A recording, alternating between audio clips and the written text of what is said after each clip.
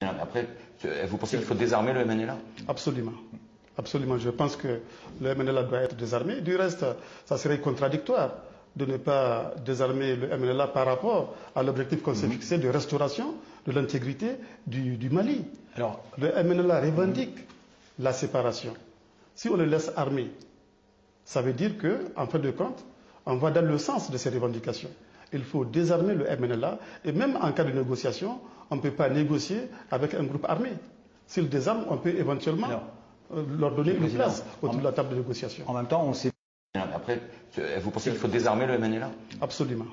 Absolument. Je pense que le MNLA doit être désarmé. Du reste, ça serait contradictoire de ne pas désarmer le MNLA par rapport à l'objectif qu'on s'est fixé de restauration de l'intégrité du Mali. Alors, le MNLA revendique la séparation. Si on le laisse armé, ça veut dire qu'en fin de compte, on va dans le sens de ces revendications. Il faut désarmer le MNLA et même en cas de négociation, on ne peut pas négocier avec un groupe armé.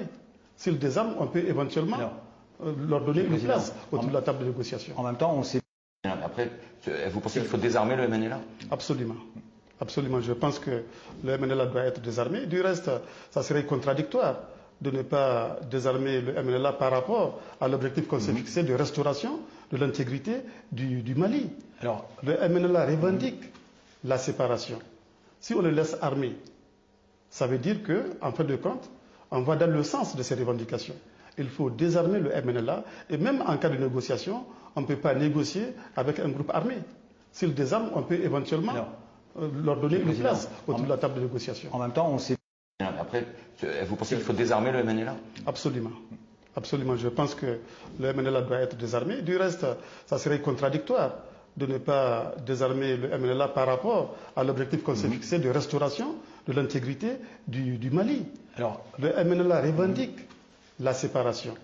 Si on le laisse armé, ça veut dire qu'en fin de compte, on va dans le sens de ces revendications.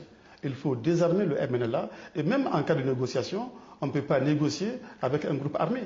S'ils désarment, on peut éventuellement leur donner une place autour de la table de négociation. En même temps, on sait... Après, vous pensez qu'il faut désarmer le MNLA? Absolument. Absolument. Je pense que le MNLA doit être désarmé. Du reste, ça serait contradictoire de ne pas désarmer le MNLA par rapport à l'objectif